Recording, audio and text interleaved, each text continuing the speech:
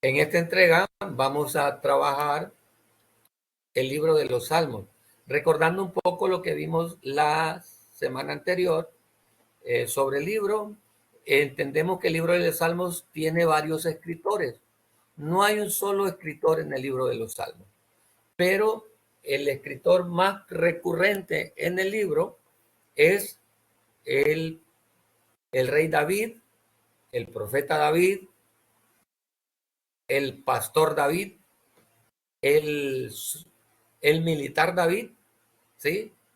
Y en algunas ocasiones, por gracia divina, el sacerdote David, ¿sí? El músico David, el adorador David, tantos funciones, tantos roles, ¿verdad? Que tuvo David. Vimos anteriormente la vida de Job. Estamos en el marco de la clase libros poéticos. Recordamos que son 5 libros poéticos: Job, Salmos, Proverbios, Eclesiastés y Cantar de los Cantares. Para recordatorio suyo, vimos las generalidades de la poesía hebrea y los libros poéticos en medio de la poesía hebrea. También nos acordamos que en el material, en la Biblia sobre todo, más que el material, en la Biblia está implícita la poesía hebrea dentro de los géneros narrativos. Entonces, también debemos de recordar los géneros literarios en la Biblia. Identificamos 2 por excelencia: el narrativo histórico, que nos relata literalmente lo que la Biblia dice, y también el género poético. Pero no son los únicos que hay. También dentro de los géneros literarios encontramos también el género profético, que está lleno de simbología. También encontramos el género epistolar y todas esas formas de escribir. Pero uno de los géneros más interesantes es el poético, porque el género poético está lleno de emociones. ¿Qué identifica dentro del género poético? Las emociones. Ningún libro más que el libro del Salmo tiene tantas emociones. ¿Qué emociones podemos encontrar en el libro de los Salmos? Alegría, sí, ¿verdad?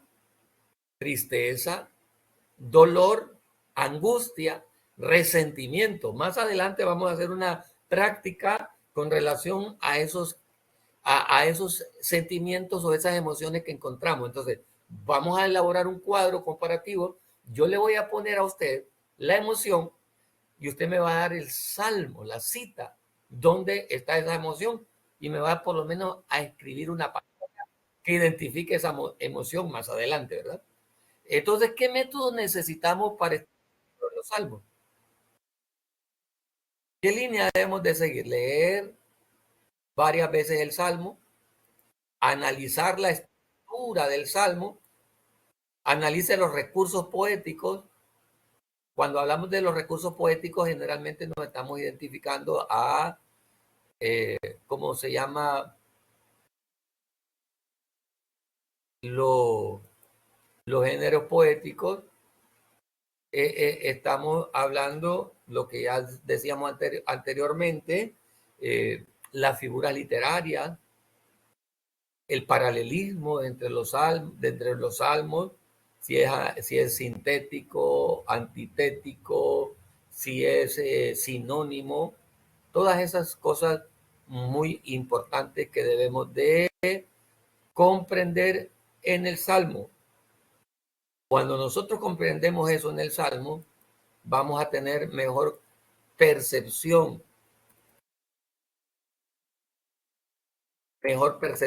del salmo. Y vamos a hacer un recuento ahí de algún salmo. Vamos a agarrar algunos de los salmos, sobre todo de los más conocidos, y vamos a ver el contexto histórico, quién lo escribió, cuándo lo escribió, a partir de lo que el salmo dice, o a partir de que algunos de los salmos tienen títulos. Los títulos son muy importantes. Y ahí dice, considere el contexto bíblico. El contexto bíblico. ¿Qué es el contexto bíblico? En los temas, en los títulos, podemos encontrar el contexto bíblico. Por ejemplo, el Salmo 3. ¿Quién escribió el Salmo 3? Lo escribió David. Y según el título, lo escribió cuando estaba huyendo. El Salmo 51, ¿quién lo escribió? David. ¿Y cuándo lo escribió? Después de haber pecado. Entonces, el contexto histórico, cronológico, nos ayuda a comprender mejor la emoción del Salmo. Imagínense el Salmo 37, junto a los ríos de Babilonia, ahí nos sentábamos y llorábamos, acordándonos de Sión. ¿Quién pudo haber escrito ese Salmo? Algún peregrino que había oído, que había ido en transmigración allá y estaba allá por el río Quebar, aquel río o el río Tigris o el río Éufrates, allá en Babilonia, en lo que ahora es Irak. ¿Cómo vamos a aplicar esos principios a nuestra vida? Entonces, es muy importante conocer el libro, toda esa estructura, para luego aplicarlo al siglo XXI. ¿Cómo voy a aplicar situaciones que ocurrieron hace 3000 años en el caso de los Salmos de David, o que ocurrieron hace 3500 años en el caso de los salmos que escribió Moisés? Por lo menos uno, ¿verdad? El Salmo 90, algunos aparentemente le atribuyen el Salmo 91 también a Moisés, pero ya vamos a ver quién lo escribió, si es que podemos encontrar. Entonces, ¿qué encontramos? Cuando se estudia cuidadosamente un salmo, el primer paso es familiarizarse con el contenido. Eso es muy importante, familiaricémonos con el contenido. ¿Y qué necesitamos para familiarizarnos? Leerlo varias veces, pero con una actitud reverente de oración. No hay nada más bonito que leer los salmos con esa actitud reverente. Y para entender no solo los salmos, sino algunos otros pasajes de la Biblia, leer otras traducciones, ¿verdad? Traducciones con lenguaje actualizado. Mientras lea, intente responder varias preguntas fundamentales acerca del texto. Esto es exégesis. ¿Cuál es el tema del salmo? Aunque no esté explícito, el tema está implícito. ¿Cuál es el estado de ánimo del autor? Emociones. Vamos a poner acá una ayuda. Emociones. ¿Qué emociones se encuentran en los salmos? Vamos a ver qué emociones se encuentran, emociones o sentimientos. Hay salmos que denotan alegría, hay salmos que denotan tristeza, dolor, gozo, angustia, gozo. gozo. Bueno, ¿qué más puede haber en un salmo? Paz. Hay salmos que traen paz, ¿verdad? Y así sucesivamente. Todas esas emociones necesitamos encontrarlas en los salmos. Vamos a ponerle aquí esas emociones en el salmo, ¿verdad? Si nosotros identificamos estas cosas, va a ser más fácil comprender el salmo. Mucho más fácil. ¿Cuál es el estado de ánimo o las emociones? El salmo es de tristeza, es de júbilo. Si el salmo tiene un título, el título nos da información. El salmo 4, que a mí me gusta utilizar en este contexto, un título muy acertado que nos enseña muchas cosas, el Salmo 34. Vamos a continuar. Analizamos la estructura del Salmo. ¿Cuál es el flujo del pensamiento? Y así nos ayudamos a organizar las ideas. Mire, todo salmo que usted lea tiene un bosquejo. Todo salmo. Ok, una pregunta. Dígame, ¿Ese flujo de pensamiento de dónde lo saca? el mismo salmo. Del mismo salmo. La idea, el flujo de pensamiento es la idea. la Ok. idea La idea general que da principal del Salmo. Vaya, por ejemplo, el Salmo 27. No lo tengo a la mano, pero vamos aquí estaba la hermana escribiendo protección, culpa, ¿sí? Es cierto. El Salmo 27. ¿Cómo empieza el Salmo 27? No lo tengo a mano, pero vamos a recitar. Jehová es mi qué, mi luz y mi salvación, ¿de quién temeré? Jehová es la El Salmo fortaleza de mi 23. vida, ¿de quién temeré? 27. ¿De qué está hablando? Protección. Protección. ¿Sí? Entonces, vemos en el Salmo 27 protección. Ahora, el Salmo 3, ¿cómo dice el Salmo 3? ¿Quién me da el inicio del Salmo 3? ¿Qué dice el Salmo 3? Vamos a ver. Oh Jehová, cuánto se han multiplicado mis enemigos. Oiga bien, el, ¿cómo se llama? El flujo de ideas del Salmo 3. Oh Jehová, cómo se han multiplicado mis enemigos. Muchos se levantan contra mí. Muchos dicen de mi Muchos son vida, los que dicen de no mí. hay para él salvación en Dios. Mas tú, Jehová, eres escudo Escudo alrededor de mí. alrededor de mí. Mi gloria y Mi el que gloria que levanta mi. levanta mi cabeza. Ahora, ¿qué idea nos da el Salmo? Es un salmo bélico. Es un salmo de carácter bélico. Ahora bien, dígame usted qué significa la palabra bélico. ¿Qué significa la palabra bélico? Vamos a ver. Bélico. ¿Qué significa la palabra bélico? Nos da enseñanza. No. Vamos a ver. ¿Qué significa la palabra bélico? Bélico, ¿qué significa? Es como Vamos a ver. algo que está da positivo. Dígame. Nos da algo positivo. Es algo como Bélico. algo positivo. Bélico. Así lo veo yo. Algo positivo. Sí. ¿Ah? ¿Qué querrá decir bélico? Es una declaración positiva. Bélico, bélico. Pregúntenle a su tío qué significa bélico. Vamos a ver. Bélico. Pastora Claudia, ¿qué significa la palabra bélico? El Salmo 3 es un salmo de carácter bélico. Que Guerra, inspira correcto. confianza.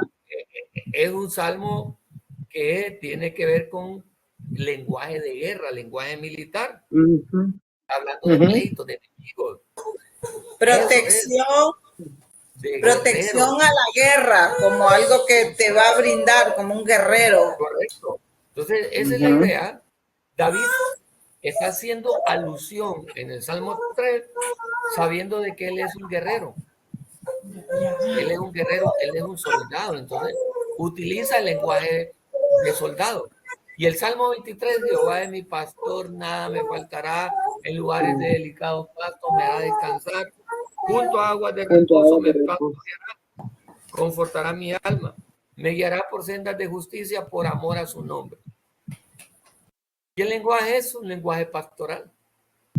Sí. Entonces, al identificar esos elementos, se nos hace más fácil hacer un estudio del Salmo. Y ahí así analizamos la estructura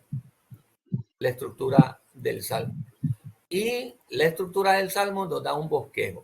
Y de hecho, no solo los salmos, cualquier parte de la Biblia que usted tome, le va a encontrar usted una estructura. ¿Escuchó lo que le dije? ¿Qué significa? Cualquier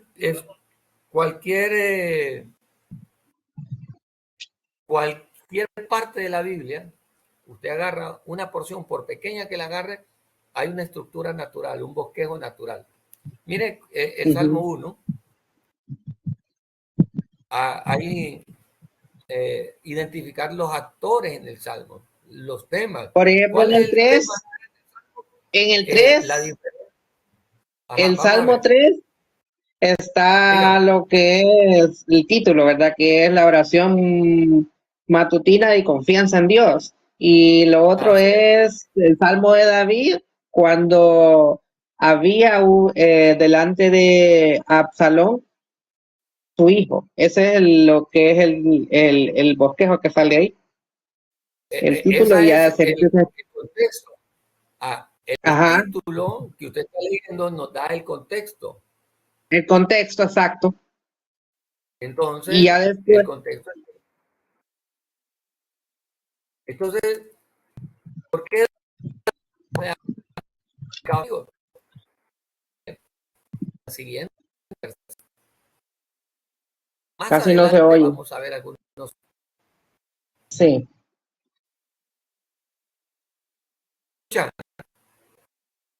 ¿Me escucha, Se escucha entrecortado. hermano? Se escucha entrecortado. Igual yo, si Problema. apago el ventilador, se escucha entrecortado. Siempre igual. Eh, Pastora Claudia, ¿me escucha bien usted? Sí, Probablemente sea mi internet que me esté fallando. sí, ¿Me no, lo escucha bien? escucho bien, lo escucho bien. Ah, bien. Hermana Rixi, ¿me escucha bien usted? Ahí la hermana Rixi pues nos va a escribir para decirnos, sí, dice. Entonces, Sí. es que cuando el internet se baja, Se también se baja baja la por señal, rato. ¿verdad? Sí. Por rato. Entonces, el Salmo 1 comienza hablando acerca de las bendiciones. Si usted pudiera hacer una estructura del Salmo 1, vamos a ver qué puedo utilizar acá. Una estructura del Salmo Eh, 1. yo utilizaría lo Vamos a ver, que es mire el aquí, primero el título, ¿verdad?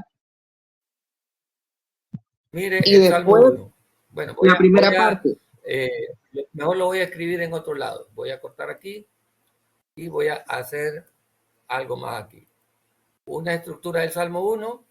Aquí esta es una clase, ¿verdad? Entonces no hay problema que Ujú. hagamos esto. Eh, lo hacemos en vivo. Y lo hacemos en En vivo, vivo y por en eso hay directo, algunos ya todo color. en vivo y en directo. Miren, el Salmo 1. Ah, ya sé qué pasó. Lo copié como imagen. Lo copié como imagen, entonces lo vamos a copiar aquí así. Miren, Salmo 1. ¿Qué encontramos en el Salmo 1?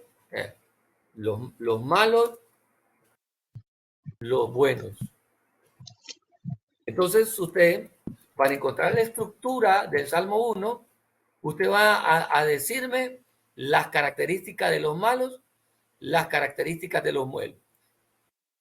Bienaventurado el varón Ok. que no anduvo en consejo de malos, ni estuvo en camino de pecadores. Mire, ¿qué pasa con los buenos? No Que siguen no a se los malos. contaminó de pecado. Eso sería algo bueno. Entonces, en los buenos vemos, eh, hasta vamos a hacer algo más acá. Miren, vamos a hacer algo más acá utilizando, miren, vamos a hacer algo más acá. Solo para que vea cómo le podemos sacar una estructura. Esto no lo traía pensado, pero es muy importante que lo hagamos, ¿verdad? Entonces, igual aquí, vamos a insertar acá.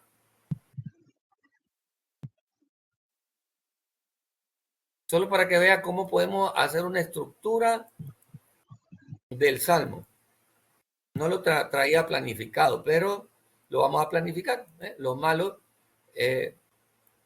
vamos a ponerle aquí, por eso lo estoy, esto es inédito, ¿verdad? No estaba en el guión. Entonces, los malos, le vamos a poner a los buenos y los malos, vamos a ver características y le vamos a poner consecuencias, las consecuencias. Igual aquí, características y consecuencias. En vez de poner consecuencias, también le podemos poner el pago. Entonces, ¿cuáles son las características de los buenos? ¿Y cuáles son las características de los malos? ¿Pudiera Bueno, usted la hacer característica de lo bueno se contaminó de pecado. bienaventurado el, el varón que no anduvo en consejo de malos? Entonces, ¿cuáles son las características de los buenos? Vamos a cambiarle de color aquí. ¿Cuáles son las características que de los buenos? que no se contaminó de pecado, que no escuchó con los consejos de los pecadores, algo así. ¿Usted pudiera hacer esto? ¿Pudieran ustedes hacer esto? Ahí usted se da cuenta que hace una...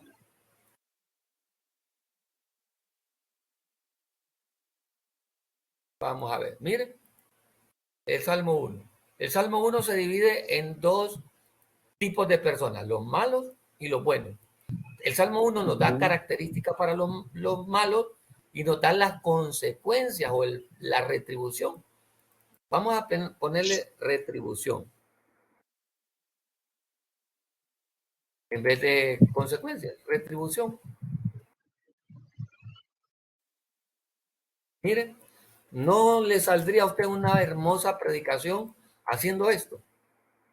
Si usted lo llenara, no lo vamos a dejar como tarea, ¿verdad? Pero si tuviéramos que dejarlo como tarea, no tuviéramos nosotros algo hermoso para aprender. Miren, ahí está, obediente a los valores, no se deja influir. Vamos a ponerlo aquí. La hermana Rixi nos lo está dando. Y miren, característica. Ajá. No se deja influir. ¿Y cuáles son las, las consecuencias o las retribuciones? ¿Cuáles serían? ¿Cuáles serían?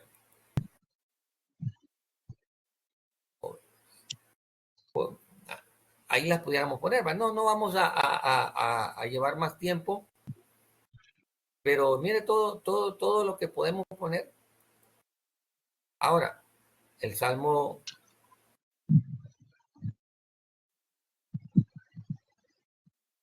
este que estaba aquí,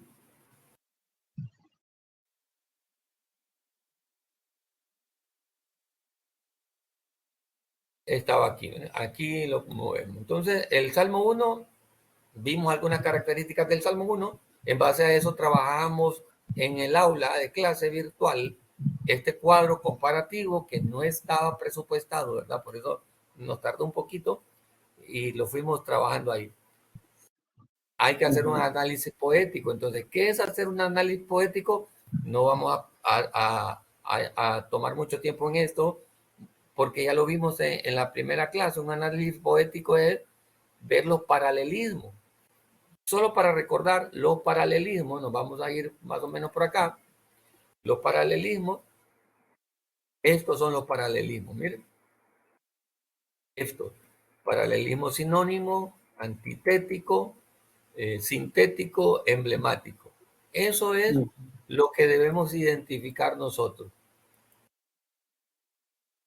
Eso es lo que debemos de identificar nosotros cuando hacemos un análisis poético.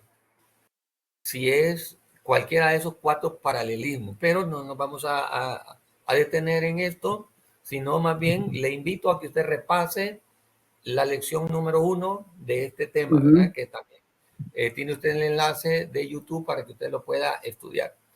Otra cosa que es muy importante comprender cuando estudiamos el Salmo es el contexto histórico, el contexto escatológico, ¿sí?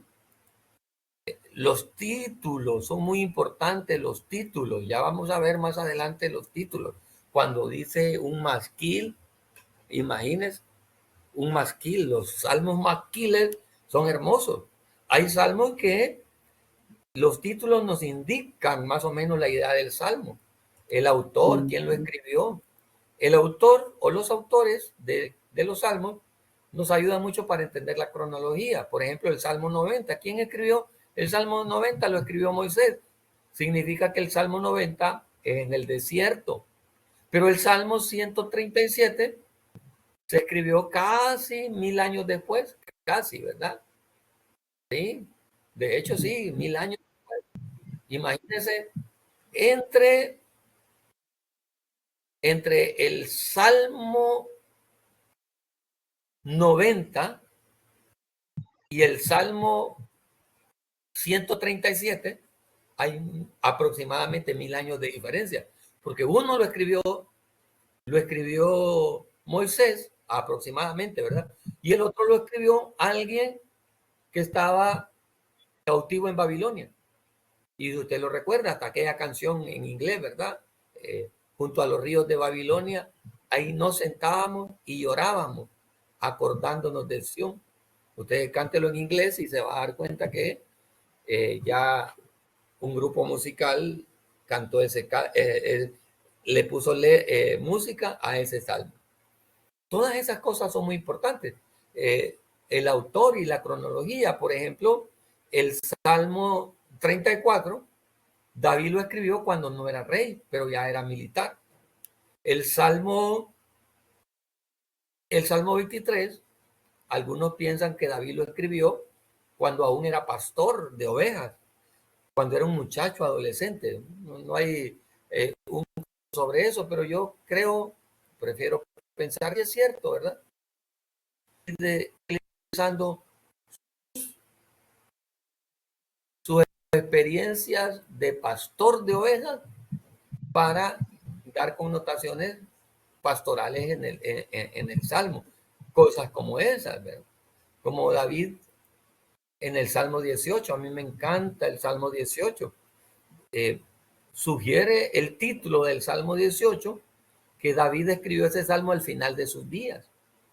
Y el Salmo 18, si usted lo estructura bien, si usted ve la estructura del Salmo 18, se ve la secuencia de vida de David, esos altos y bajos. David fue un hombre que no fue lineal con relación a su proceso de vida. David no fue lineal. La vida de David no fue así. Ni tampoco fue así. Ni lineal, ni descendente, ni ascendente. La vida de David, vamos a ver qué puedo utilizar, fue así. Mire. Así fue la vida de David. A veces estuvo abajo, arriba y así fue la vida de David. De esa manera fue la vida de David. Esa es la vida de David. Empezó así, de altibajos, como la mayoría de nosotros. Y si usted lee el Salmo 18, se dará cuenta que David está así, después así, después así. Ese es el Salmo 18, mira. La vida de David. Si usted tuviese, si la clase nos diera, el tiempo nos diera, ¿verdad? Estudiar salmo por salmo, ¿verdad? Pero no es esa la idea del material. Por eso es muy importante entender la cronología. ¿Qué otras cosas podemos entender en el material? Por ejemplo, vamos a ver esto. Se me está trabando. ¿Quién escribió el Salmo? Aunque muchas veces nos referimos a esta sección como los Salmos de David, fueron 73 salmos, aproximadamente los que se identifican como suyos. De estos, casi todos los del primer libro. Recuerden que el libro de Salmos lo subdividen en 5 partes, en 5 libros, en uno. ¿Verdad? De estos, casi todos los del primer libro, del Salmo 1 al 41, son de David. ¿Qué otros autores encontramos? Asaf, esta imagen la copié prestada, ¿verdad? La saqué prestada de YouTube. No fue Coré quien escribió el libro, que escribió Salmo, fueron sus hijos, los hijos de Coré. Imagínense, Coré murió en el desierto por la rebelión que cometió. Sí se recuerda, ¿verdad? Los hijos de Coré. Coré murió en el desierto con 250 hombres que se rebelaron, pero sus hijos no se rebelaron con él. Y 500 años después, más o menos, ¿verdad? 500 años después, sus descendientes siguieron siendo sacerdotes y servían en el altar. Y David, en los tiempos de David, que reconstruyó la adoración, puso a sus hijos, a los hijos de Coré, a los descendientes de Coré, como adoradores y músicos. uno de esos descendientes escribe el Salmo 42. Mire qué maravilloso. Moisés, sí, Moisés, el Salmo 90, algunos le atribuyen el Salmo 91, Salomón, Etán, Emán, 50 salmos son anónimos o huérfanos. Moisés es el autor del Salmo 90, aquí está escrito, mire, y probablemente el Salmo 91. Esdras el Salmo 119, y así sucesivamente. ¿Verdad? Mire qué maravilloso. Es muy importante en esta clase entender las profecías del Mesías en el Nuevo Testamento. O sea, hay salmos que se llaman salmos mesiánicos. Los salmos mesiánicos. Es muy importante que entendamos cuáles son esos salmos mesiánicos y la belleza que Dios nos regala a través de los salmos mesiánicos. Hay una material, me estaba ayudando antes de entrar a la clase y de hecho quería ponerles ese video introductorio, es bastante largo, dura más de 1 hora, pero por lo menos para que vieran, de hecho sí, la hermana Rixi alcanzó a verlo. La hermana Rixia alcanzó a ver una parte de ese video que habla de los salmos mesiánicos. Esos salmos que son importantes porque son salmos escatológicos proféticos que profetizan acerca del Mesías. El Nuevo Testamento manifiesta categóricamente que David, siendo profeta, así dice Pedro en el libro de Hechos, viéndolo antes, habló de la resurrección de Cristo. Por lo menos 14 salmos que se citan en el Nuevo Testamento y que se aplican al Señor Jesús. Estos son llamados mesiánicos porque están relacionados con el Mesías. Imagínense el Salmo 45 que me encanta tanto. Rebosa mi corazón palabra buena. Refiero yo al Rey mis obras, mi lengua es pluma de escribiente muy ligero. Eres el más hermoso de los hijos de los hombres. Ese es un salmo mesiánico que habla de la grandeza del Mesías como rey. Pero el Salmo 22 nos habla del sufrimiento del Mesías. Y así sucesivamente. Vamos a identificar algunos de esos salmos mesiánicos. Estos son algunos de los salmos. Aquí hay 14 salmos que se identifican como mesiánicos. El Salmo 2, por ejemplo, el Salmo 8, el Salmo 16, el Salmo 22, que es un salmo de sufrimiento, el Salmo 40, 41, 45, 68, 69, 91, 97, 102, 110, 118. Estos son algunos, ¿verdad? Pero no tengo a mi mano la Biblia de Scofield. Y todavía podemos hablar la próxima semana. Me tendría que parar aquí para buscar la Biblia de Scofield, que nos da una evidencia más amplia sobre los salmos mesiánicos. Increíblemente hermoso. Ahora, ¿qué vemos en los salmos mesiánicos? Esta imagen la saqué prestada de YouTube, de un hermano que estaba dando la enseñanza. La encarnación, el Salmo 40, verso 6. La tentación, el Salmo 91, 11. La traición, el Salmo 41, 9, 69, 25. La crucifixión, Salmo 22, todo el Salmo que habla del sufrimiento. El holocausto, igual el Salmo 22, el Salmo 102, su resurrección, el Salmo 16, el Salmo 139 en esos versículos, su ascensión, el Salmo 68, la gloria del Hijo, el Salmo 2, verso 7.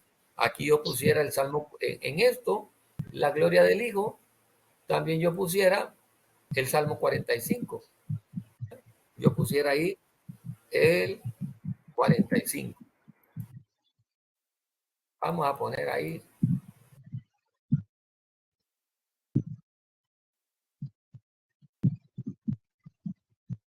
el 45.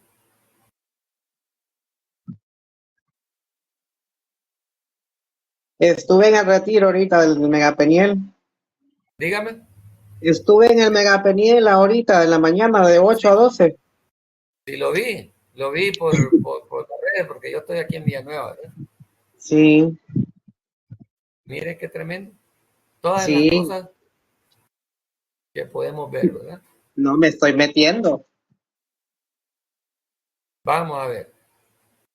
Vamos a llegar hasta aquí, hermanos. Vamos a continuar después. Vamos a ver algunas cosas la próxima semana sobre los salmos sapienciales y algunas otras circunstancias, ¿verdad? De los salmos. Bueno, ¿qué es un salmo sapiencial? Es un salmo que nos habla de la sabiduría en los salmos, ¿verdad? ¿Y qué tipo de sabiduría? Son temas, los salmos sapienciales nos hablan de temas específicos. Por ejemplo, la retribución, el hombre bueno y el malo, los ricos y los pobres, el temor de Jehová, la importancia de la palabra, la Torá. Le vamos a poner aquí la palabra, el Salmo 119, por ejemplo.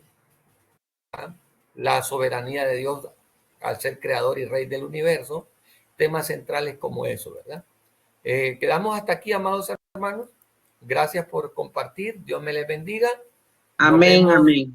hasta la próxima. Amén.